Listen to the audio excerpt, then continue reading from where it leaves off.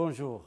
Aujourd'hui, la séance sera consacrée à toujours dans le domaine de l'entretien et l'alimentation de la plante et principalement la fertilisation. Alors, ce module sera divisé en deux parties. Donc, aujourd'hui, on va essayer de voir la première partie de la fertilisation. Dans une introduction, ce qu'on appelle le principe de fertilisation, bien sûr, c'est de connaître les notions de base de la fertilisation. Et généralement, la plante prélève ses éléments nutritifs en grande partie dans le sol, sous forme d'éléments minéraux en solution dans l'eau. C'est normal, c'est que la plante trouvera ou bien trouve son alimentation au niveau du sol, dans la solution. Dans une parcelle cultivée, la richesse en éléments minéraux doit être renouvelée continuellement, les exportations des cultures étant élevées par rapport aux restitutions possibles.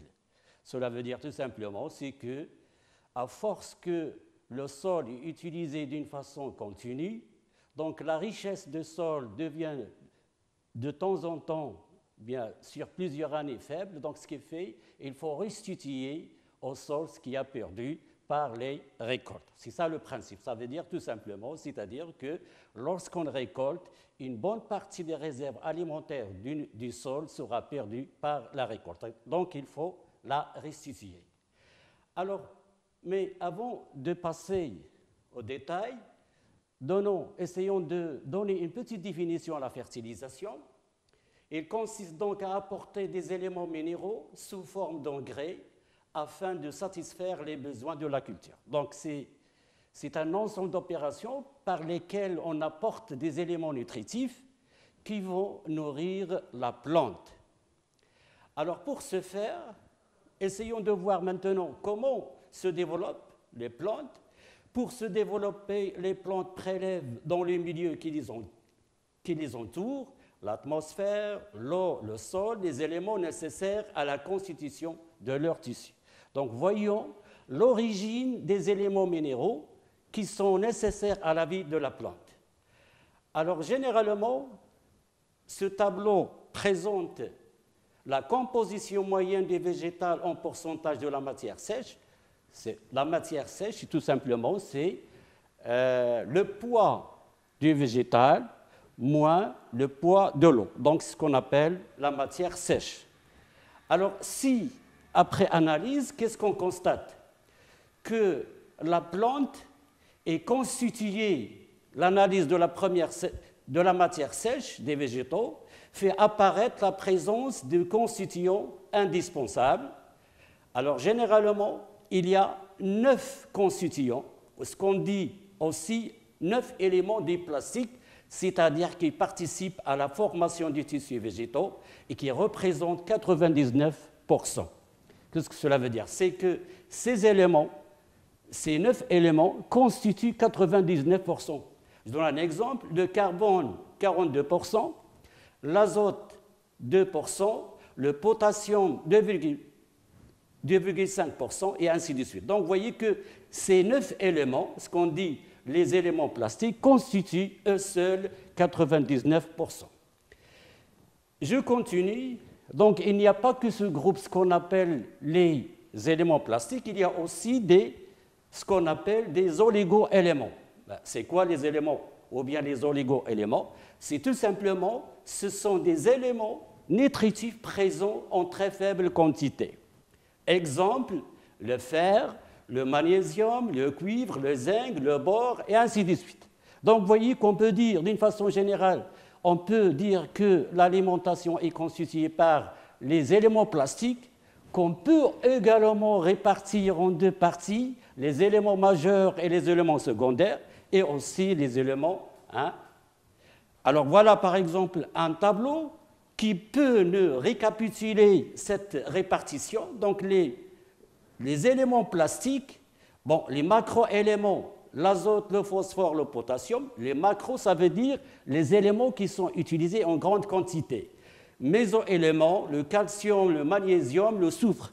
Donc, bien sûr, cette répartition, elle dépend de la nature de l'exploitation, c'est-à-dire si on est en plein champ, par exemple, on donne beaucoup d'importance aux macroéléments, mais si on est dans des serres ou bien dans des conditions hors sol, donc on donne l'importance à l'ensemble de ces éléments. Bien, donc récapitulatif, on peut dire que trois parties, les éléments plastiques et les oligo-éléments, on trouve également autres éléments tels que le chlore, le sodium, le silicium, le cobalt. L'essentiel, c'est que la plante elle est constituée par un ensemble des éléments et ces éléments, elle doit les chercher principalement à partir de la solution du sol au niveau du sol. Donc, voyons cette figure. Là, elle nous représente la source des différents éléments. Alors, si je passe à l'analyse c'est la même figure, mais plus ou moins représentée autrement. Alors, qu'est-ce qu'on constate? À partir de cette figure, on constate que, généralement, la plante trouve dans l'air, tous sous forme de gaz carbonique, le carbone et l'oxygène. Donc, vous voyez que la plante va trouver dans l'air le carbone et l'oxygène sous forme de CO2, bien sûr, parce qu'il faut savoir aussi, comme nous l'avons déjà dit, qu'il y a de la photosynthèse, la respiration, la transpiration. Donc, c'est à partir de ces éléments-là que la plante trouvera les éléments dont il a besoin. Il peut également y trouver sous forme de SO2 une partie de soufre qui lui est indispensable. Donc, ça veut dire que le carbone et l'oxygène se trouvent dans l'air. Deuxième élément, l'eau prélevée dans le sol, donc l'eau qui se trouve dans le sol, fournit l'hydrogène et l'oxygène par le mécanisme chlorophyllien. Donc, l'oxygène et l'hydrogène est donné à partir de l'eau qui se trouve au niveau du sol. Donc, vous voyez que l'oxygène, une partie au niveau du sol et une autre partie au niveau de l'atmosphère. Donc, nous sommes en train de voir l'origine des éléments nutritifs. D'où viennent ces éléments nutritifs? Bien, on continue. Principalement l'azote, donc l'élément pour la plupart des plantes, elle est prélevée dans le sol sous forme minérale. Donc, ça veut dire tout simplement que la plante trouvera l'azote au niveau des sols. Bien sûr, l'azote, il se trouve dans l'air, mais par des phénomènes biologiques sera transformé par des micro-organismes à la partie minérale. Les éléments minéraux tels que le phosphore, le potassium, le calcium, le magnésium, la plus grande partie de ces éléments-là provient à partir du sol. Donc, vous voyez, principalement, les éléments nutritifs qu'on devrait donner à la plante se trouvent au niveau du sol. Bien sûr, les autres qu'on a parlé, l'oxygène, le carbone, donc ils se trouvent dans l'air, en quelque sorte, ils sont gratuits. Alors, essayons de voir quel est le rôle de ces éléments. Pourquoi c'est très, très intéressant de donner ces éléments à la plante. Commençons d'abord par l'azote. L'azote, par N, est absorbé par la plante sous forme ammoniacale, NH4+, ou nitrique, NO3. Donc, vous voyez que l'azote, il est absorbé par la plante, mais il a une forme chimique d'absorption. Ses principaux rôles sont, premièrement, il entre dans la constitution de base des cellules. C'est un élément de constitution de la cellule, tel que par exemple l'ADN et ainsi de suite. Entre dans la constitution de la matière verte, chlorophylle, donc la couleur verte de la feuille est principalement due à l'apport de l'azote.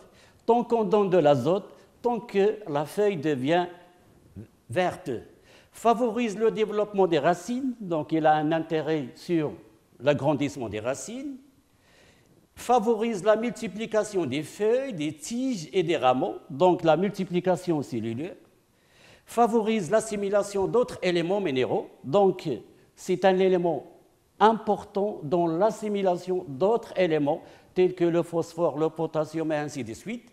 Donc vous voyez qu'il est tellement important, donc ça veut dire que la vie de la plante elle dépend de l'existence de cet élément.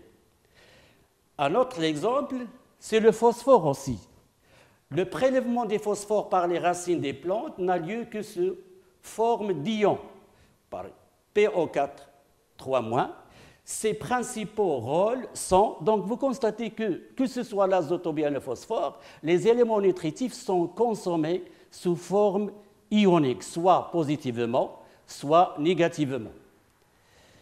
Alors, je continue le rôle des phosphores. Il favorise le développement de la ramification des racines, la formation des bourgeons et des organes de reproducteurs. Donc, vous voyez qu'il intervient, par exemple, au niveau de la floraison. Il augmente la mobilité des éléments minéraux dans les tissus cellulaires. Donc, il crée une dynamique de la mobilité des éléments nutritifs au niveau de la cellule. Participe à la formation des glucides et assure la synthèse des protéines. Donc, ces éléments qui constituent les protéines et les glucides sont bien sûr qui constituent la plante, le résultat bien sûr de la photosynthèse, fournit l'énergie nécessaire au métabolisme de la plante.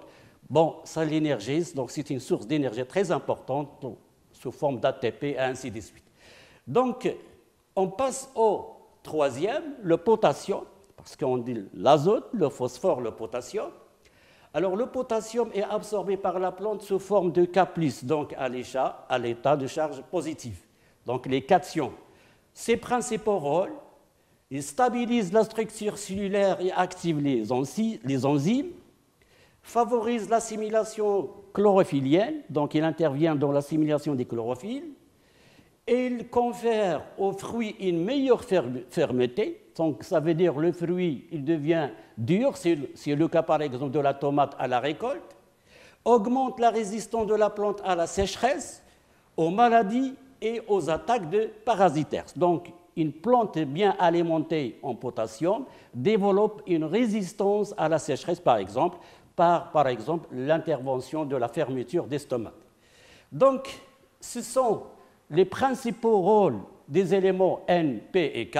Voyons maintenant d'une façon générale les oligo-éléments. Les oligo-éléments sont absorbés en très faible quantité, de l'ordre de quelques grammes à quelques centaines de grammes par hectare. Donc, vous voyez que ce sont des éléments qui sont demandés en très très faible quantité. Ça ne veut pas dire qu'ils ne sont pas importants, ils sont très importants, même s'ils sont consommés en très faible quantité. Le rôle des oligo-éléments est primordial dans les réactions d'oxydoréduction du système enzymatique, donc le système des enzymes, des plantes, alors la photosynthèse, la fixation de l'azote, la réduction des nitrates dont la plante et ainsi de suite. Donc, vous voyez que même s'ils sont utilisés à très faible quantité, ils sont obligatoirement indispensables au niveau de la plante. Donc, là, c'est une petite remarque. Les quantités nécessaires à la croissance des plantes étant très faibles, oui, mais les seuils de toxicité sont très proches des feuilles de carence et l'agriculteur doit raisonner les apports de ces éléments. Qu'est-ce que ça veut dire? Même s'ils sont utilisés à des faibles quantités, si jamais on fait une quantité qui dépasse la dose normale, ça présente une toxicité. Alors voyons ce phénomène par cette courbe. Donc vous voyez que là, vous avez la teneur de l'élément dans la matière sèche. C'est l'augmentation, par exemple, des oligo-éléments. Là, vous avez la croissance de la plante. Donc, vous voyez qu'à un niveau donné, il y a une carence. Ça veut dire, si on diminue de cette partie, il y a une carence.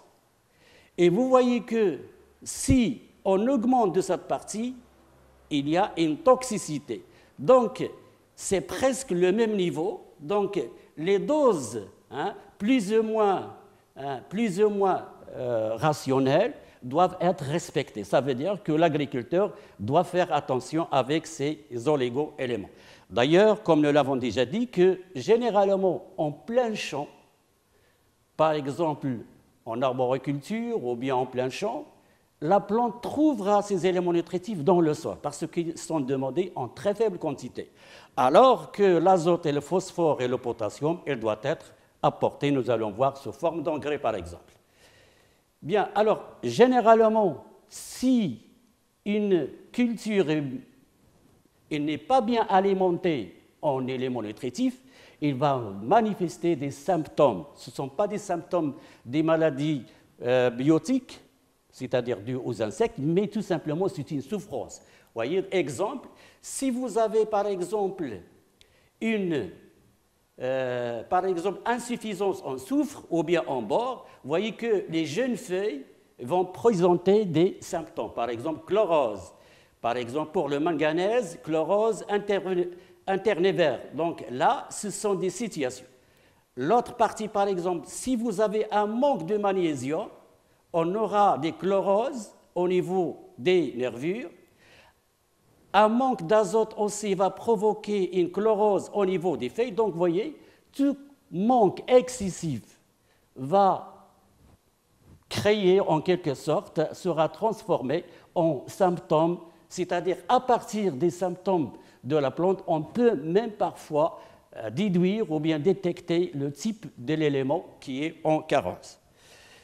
Bien, alors, maintenant, une fois qu'on a compris le principe de fertilisation, le rôle de ces éléments, on va essayer en quelque sorte de donner qu'est-ce qu'il faut faire, quels sont les éléments à prendre en considération pour une pratique de fertilisation. Premièrement, avant d'étudier par exemple un programme, il faut savoir que la fertilisation obéit à des lois.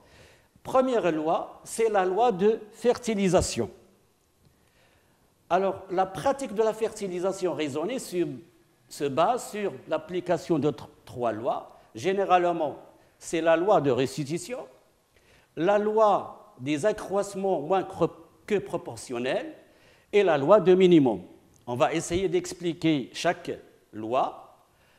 La loi de restitution ou des avances, qu'est-ce que cela veut dire? Tout simplement, c'est que les exportations d'éléments minéraux par les cultures et les pertes hors de la parcelle doivent être compensées par des restitutions pour maintenir la fertilité chimique des sols.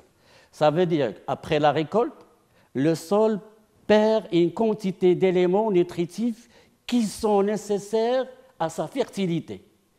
Donc, on doit donner une quantité d'éléments nutritifs, d'éléments fertilisants pour compenser ces pertes. Par sécurité, en pratique, on en fait l'avance aux cultures. Donc, c'est-à-dire que l'état sanitaire, autrement dit, la fertilité du sol, elle doit être gardée. Les lois de restitution ou bien des avances, par exemple, les sols pauvres doivent recevoir une fumure renforcée pour les cultures les plus exigeantes. Par contre, à l'inverse, dans des sols riches et pour des cultures peu exigeantes, des impasses de fumure et de phosphore et de potassium peuvent être gérées. Ça veut dire en fonction de la nature du sol. Si vous avez un sol riche, donc il faut plus ou moins donner moins des éléments, mais si vous avez un sol qui est pauvre, il faut donner plus d'éléments. Alors, on peut expliquer deuxièmement plutôt, donc la loi des accroissements moins que proportionnels. Qu'est-ce que ça veut dire? Quand on apporte au sol des doses croissantes d'un élément fertilisant, les augmentations de rendement obtenues sont de plus en plus faibles au fur et à mesure que les quantités apportées s'élèvent. Je m'explique. On a l'impression que les rendements des cultures augmentent au fur et à mesure qu'on donne les éléments nutritifs. Ce n'est pas toujours juste, vous voyez. C'est-à-dire que la variation du rendement en fonction des doses, il arrive à un moment où, lorsqu'on ajoute de l'engrais, par exemple des éléments nutritifs, le rendement chute. Donc, il y a toujours une dose maximale qu'il faut respecter. Ça veut dire qu'au-delà de cette quantité, on aura des chutes de rendement. Donc, il faut connaître ces éléments-là. Alors, là, vous avez le rendement maximal et le rendement optimal. Quelle est la différence? Donc, le rendement maximal, comme vous le constatez, c'est le rendement maximal que peut donner, par exemple, la plante. Par contre, le rendement optimum, ce qu'on va voir juste, voilà, Le rendement optimum, c'est quoi? C'est le gain de rendement couvre la dépense supplémentaire en engrais. Par contre, le gain de rendement ne couvre pas les dépenses supplémentaires en engrais. Qu'est-ce que ça veut dire? Le rendement maximal, dans ce cas, ce n'est pas celui qui est utilisé par l'agriculteur, mais c'est celui-là. Pourquoi? Parce que la quantité d'azote ou bien d'éléments fertilisants, le gain de rendement ne couvre pas les dépenses supplémentaires dans ce cas, mais dans ce cas, le gain de rendement couvre les dépenses supplémentaires en engrais. Donc, si on veut choisir, on doit choisir le rendement optimum. Voyez, ça veut dire qu'on doit utiliser cette dose-là, mais pas cette dose-là. Si on veut voir les potentialités de la plante, c'est pour cette dose. Mais dans la pratique, sur deux points de vue économiques, on utilise cette dose-là. La loi de minimum ou d'interaction. L'importance du rendement d'une récolte est déterminée par l'élément qui se trouve en plus faible quantité par rapport aux besoins de la culture. Donc, la troisième loi, c'est la loi de minimum ou bien d'interaction. C'est-à-dire qu'il y a toujours un élément qui est déterminant. Par exemple, dans ce cas-là, vous avez de l'azote. Je m'explique. Alors, cette loi, c'est-à-dire cette loi minimum ou bien d'interaction, est couramment illustrée par un tonneau ou un baquet en bois où chaque planche correspond à un élément indispensable. Donc, vous voyez que chaque planche correspond à un élément fertilisant, azote, acide phosphorique, potasse et ainsi de suite. Alors, certaines planches sont plus courtes que les autres. Le contenu fuit par la plus courte. Ça veut dire tout simplement qu'il y a un élément qui est utilisé en faible quantité, mais qui est le plus déterminant par rapport à ces éléments-là. Autrement dit, cette loi de minimum aux lois des facteurs limitants, il est étudié par Liebig, le rendement d'une culture est limité par celui des éléments fertilisants qui est le premier vient à manquer, soit l'azote et ainsi de suite, et qu'il convient de compenser le manque par un apport sous forme d'engrais minéral complétant le ou les éléments en quantité suffisante. Donc, vous voyez, ici, vous avez le manque d'azote. S'il y a un manque d'azote, même si on apporte d'autres éléments, la solution ou bien la réaction ne réussit pas. Bien, donc, une fois qu'on connaît ces lois, on va passer aux facteurs de raisonnement de la fertilisation. Ça, c'est un élément important. Le rythme d'absorption, c'est-à-dire que les éléments ne sont pas absorbés de la même manière. Alors, vous voyez par exemple ici cette courbe-là. Durant le cycle de culture, les plantes n'ont pas des besoins constants en chacun des éléments fertilisants. En effet, certaines phases du cycle de développement de la plante ont leurs exigences spécifiques. Qu'est-ce que cela veut dire? C'est-à-dire les plantes, les cultures, elles n'ont pas les mêmes exigences en ces éléments nutritifs. Ça, c'est le premier point. Deuxième point, par rapport à une même culture, les exigences, par exemple, d'un élément fertilisant, varient en fonction du stade végétatif ou bien du cycle de culture. Je vais vous montrer maintenant un exemple de la tomate pour vérifier le rythme d'absorption. Donc là, vous avez des périodes, les phases de développement de la plante, et là, vous avez les éléments nutritifs, l'azote, le phosphore, le potassium. Alors, vous constatez que ce n'est pas la même quantité durant tout le cycle, donc c'est en fonction du cycle. Et vous constatez, si nous prenons le cas par exemple ici pour la tomate, on constate par exemple pour cette phase-là qui correspond au début nouisant au premier bouquet, donc vous constatez que là où il y a le maximum de quantité par exemple d'éléments nutritifs. Ça veut dire tout simplement, lorsqu'on va faire un programme, un raisonnement de fertilisation, il faut tenir compte de ces éléments-là. La capacité d'échange aussi, c'est un élément qu'il faut tenir compte, c'est-à-dire si le sol retient énergiquement les ions grâce à un bon pouvoir absorbant, il est possible d'envisager la mise en réserve d'éléments nutritifs. Dans le cas contraire, l'apport d'éléments minéraux doit être fractionné le plus possible en fonction des besoins de la plante. La dynamique des éléments nutritifs, c'est-à-dire les éléments bien retenus tels que le phosphore, le potassium par le complexe argilo-humique, donc, peuvent être stockés dans le sol, c'est-à-dire que la mobilité du phosphore et du potassium, ils sont retenus par le complexe argilo-humique.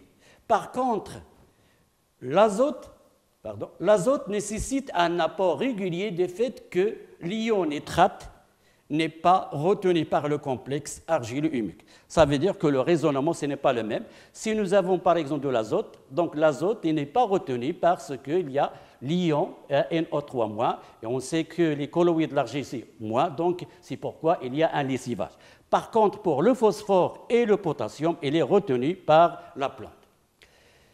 Donc, je fais un récapitulatif. Qu'est-ce qu'on a vu? Le principe de la fertilisation, les éléments fertilisants, et on a dit, bien sûr, les éléments majeurs, les éléments plastiques, les oligo-éléments, la pratique de la fertilisation par laquelle il est indispensable de connaître préalablement les lois de fertilisation, et aussi les facteurs de fertilisation. Donc, ce sont des éléments qu'il faut connaître avant la pratique. Alors, tous ces éléments seront utilisés dans la séance prochaine, Inch'Allah, dans ce qu'on va dire, ou bien ce qu'on va voir, les produits fertilisants, principalement les amendements et les engrais. Et merci pour votre attention.